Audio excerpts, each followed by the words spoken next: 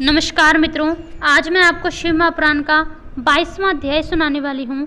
मान्यता है कि श्रावण मास में शिव महापुराण की कथा को सुनने से महादेव अत्यंत प्रसन्न होते हैं और मनवांछित इच्छा पूरी करते हैं। ब्रह्मा जी कहते हैं, मुनीश्वर, शिव की प्राप्ति के लिए पार्वती जी को तपस्या करते कई वर्ष बीत गए, फिर भी भगवान शंकर प्रकट न हुए। तब हिमाचल, मैना, मेरु और मंदराचल आदि ने पार्वती को समझाया कि वे तपस्या को छोड़कर घर लौट चले। तब उन सबकी बात को सुनकर पार्वती ने पिताजी से कहा कि मेरे सभी बांधव, माता और पिता, मैंने पहले जो बात कही थी उसे आप लोगों ने भुला दिया है। अस्तु इस समय भी मेरी जो प्रतिज्ञा है उसे आप लोग सुन ले। जिन्होंने रोष में कामदेव को जलाकर भस्म किया, वे महादेव जी यद्यपि विरक्त हैं तो भी मैं अपनी तपस्या से उन भक्त वत्सल भगवान शिव को अवश्य संतुष्ट करूंगी।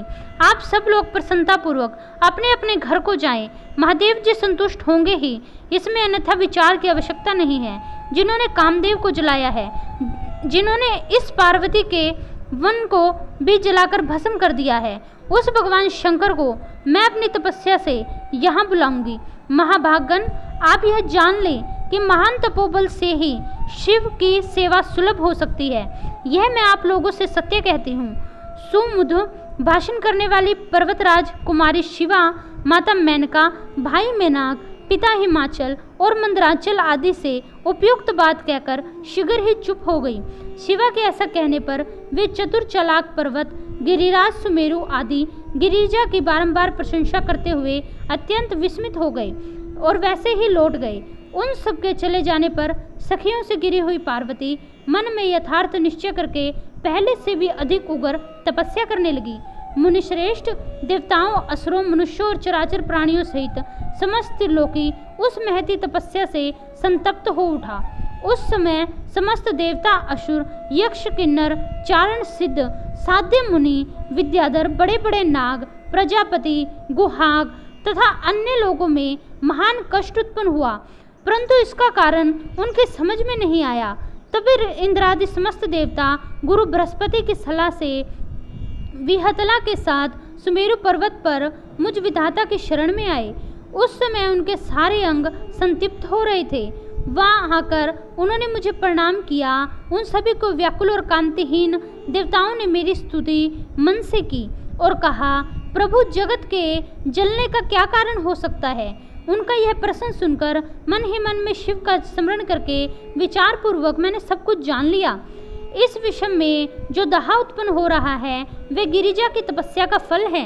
यह जानकर मैं उन सबके साथ शीघ्र ही क्षीर सागर को गया। वहां जाने का उद्देश्य भगवान विष्णु को ये सब कुछ बताना था। वहां पहुंचकर देखा भगवान श्रीहरि सुखद आसन पर विराजमान है। देवताओं के साथ मैंने हाथ जोड़कर प्रणाम पूर्वक उनकी स्तुति की और कहा, विष्णु, तपस्या में लगी पार्वती के परम उग्र तप से सारे जगत संतप्त हो रहा है। आप इस दुनिया को बचाइए। हम सब देवताओं की यह बात सुनकर शैया पर बैठे भगवान विष्णु हमसे यूं बोले। लक्ष्मीपति ने कहा, देवताओं, मैंने आज पार्वती की तपस्या का सारा कारण जान लिया है। अतः तुम लोगों के साथ अब परमेश्वर शिव के समीप चलता हूँ। हम सब लोग मिलकर उनसे प्रार्थना करेंगे कि वे गिरिजा से ब्याह करें। अमरो, इस समय समस्त संसार के कल्याण के लिए भगवान शिव से शिवा का पाणी ग्रहण के लिए अनुरोध करेंगे। देवादिदेव भगवान शिवा को वर देने के लिए जैसे भी उनके आश्रम पर जाएं, इस समय हम वैसा प्रयत्न करेंगे। अतः परम मंगल में महाप्रभु रुद्र जहाँ उग्र तपस्या में लगे हैं, वहीं सब लोग चलें।